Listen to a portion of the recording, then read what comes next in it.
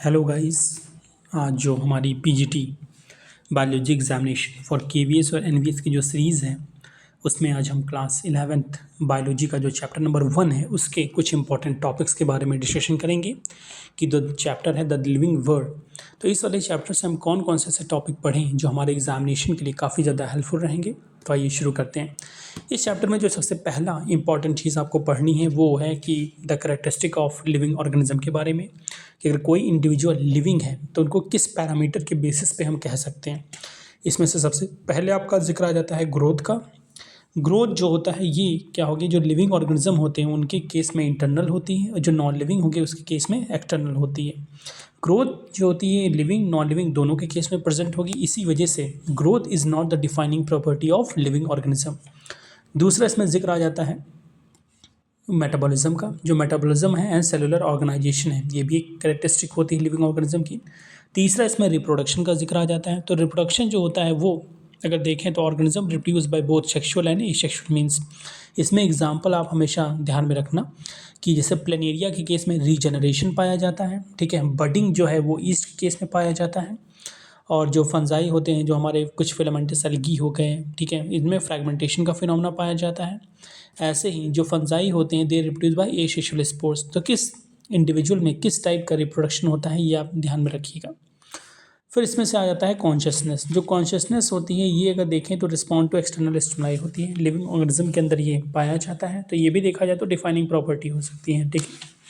उनमें से अगर देखें तो एक अगर आपको चूज़ करना हो तो जो मेटाबॉलिज्म एंड सेलुलर ऑर्गेनाइजेशन है it is only the defining feature of all the living organism without any exception.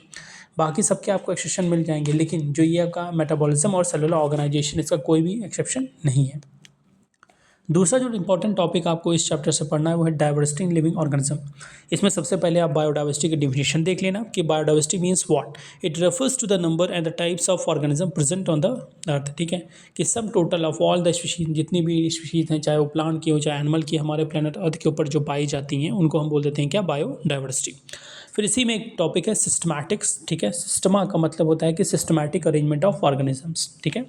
फिर टैक्सोनॉमी का इसमें जिक्र है कि टैक्सोनॉमी का मतलब क्या होता है भाई, it is a science of identification, nomenclature and classification of organism. ये विज्ञान की वह शाखा है जिसके अंदर हम स्पीशीज़ को आइडेंटिफाई करते हैं, उनका नामकरण करते हैं नोमेनक्लेचर, और फिर इसका वर्गीकरण करते हैं क्लासिफिकेशन। कुछ इसके और इसमें टर्म्स आप क्या जाएंगे, जैसे क्लासिफिकेशन की डेफिनेशन क्या है, आइडेंटिफिकेशन का मतलब क्या है, नोमेनक्लेचर का मतलब क्या है, ठीक है। फिर इसमें दो फुल फॉर्म आपको ध्यान देना है। ICBN एक है जिसका फुल फॉर्म अगर देखें तो international code for botanical nomenclature, और दूसरा है ICZN international code for zoological nomenclature. फिर इसमें आपको जो डिटेल में पढ़ना है वो है बायनोमियल नोमेनक्लेचर के बारे में। बायनोमियल नोमेनक्लेचर अगर बात करें तो दिया था एक साइंटिस्ट है कैरोलस लीनियस। इनके कुछ टर्म्स एंड कंडीशंस होते हैं, कुछ यूनिवर्सल रूल्स होते हैं नोमेनक्लेचर के, जैसे each name of an individual consist of generic name and specific epithet. उसका जो नाम होगा उसमें दो पार्ट होंगे, एक जीनस को रिप्रेजेंट करता है, दूसरा स्पीशीज को रिप्रेजेंट करना है।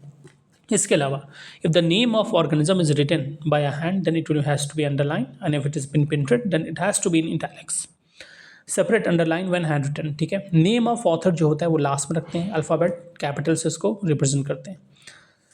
तो फिर इसमें बात करना है आपको एडवांटेजेस ऑफ बायनोमियल नोमेनक्लेचर के बारे में। फिर टैक्सोनॉमिक कैटेगरीज आ जाती हैं, ठीक है, जिसके अंदर हम डेफिनेशन जानेंगे भाई स्पीशीज़ की, जीनस की, family, order, class, phylum, kingdom, इन सब का मतलब क्या होता है। इसमें से स्पीशीज़ की डेफिनेशन आप ध्यान देना, ठीक है। ये ग्रुप ऑफ इंडिविजुअल होता है with similar and morphological characters which are able to interbreed among themselves and produce their own kind. ये बड़ा ज़रूरी है, ठीक है। ग्रुप ऑफ इंडिविजुअल तो हैं लेकिन वो आपस में इंटरब्रीड भी करें और अपने ही जैसा ऑफस्प्रिंग प्रोड्यूस करें। तो ये डिफिनीशन हो जाती है स्पीशीज़ की। देन इसके अंदर आपको कुछ और टैक्सोनॉमिकल कैटेगरीज के बारे में देखना है, जैसे कि टैक्सोनॉमिकल एड्स आ जाते हैं इसके अंदर, जैसे हार्बेरियम हो गए, बॉटनिकल गार्डन्स हो गए, म्यूजियम हो गए और जूलॉजिकल पार्क हो गए, ठीक है। तो इसमें हार्बेरियम के ऊपर क्वेश्चन कई बार आया है, इसमें स्टेटमेंट आपको दे देगा, वो आपको देखना पड़ेगा। हार्बेरियम जो होता है इसमें जो हार्बेरियम शीट्स होती हैं उसको हम प्रोटेक्ट करने के लिए from the paste and insect, यहाँ पे HgCl2 का हम यूज़ करते हैं। फिर रॉयल बॉटनिकल गार्डन जो है ये क्यों इंग्लैंड में पाया जाता है। इंडिया में अगर देखें तो इंडियन बॉटनिकल गार्डन ये हावड़ा में पड़ता है, कोलकाता में। फिर कुछ और टेक्सोनॉमिकल एड्स होते हैं, जैसे की के ऊपर क्वेश्चन अक्सर आ जाता है, ठीक है। तो की जो होते हैं, it is used for identification of plants and animals based on the similarity and dissimilarity, ठीक है। दूसरा जो होता है यहाँ पे, जो based on contrasting character generally in a pair known as couplet कहते हैं उसको, result in acceptance of only one and rejection of other. फिर फ्लोरा के बारे में आप देख लेना, जो जेडी हुकर थे, इन्होंने एक बुक लिखी जिसका नाम था फ्लोरा ऑफ ब्रिटिश इंडिया। फिर मैनुअल्स आ जाते हैं। मैनुअल की अगर हम बात करें तो they are useful in providing the information for identification of name of species found in an area. फिर मोनोग्राफ आते हैं। मोनोग्राफ होते हैं contain information of any one taxon. तो ये इतने टॉपिक्स हैं जो आपको इस चैप्टर से पढ़ना है। इसके अलावा आपके एनसीईआरटी बुक में 3 एग्जाम्पल आपके दिए गए हैं, मैन का दिया है, हाउसफ्लाई का दिया है, मैंगो का और वीर का।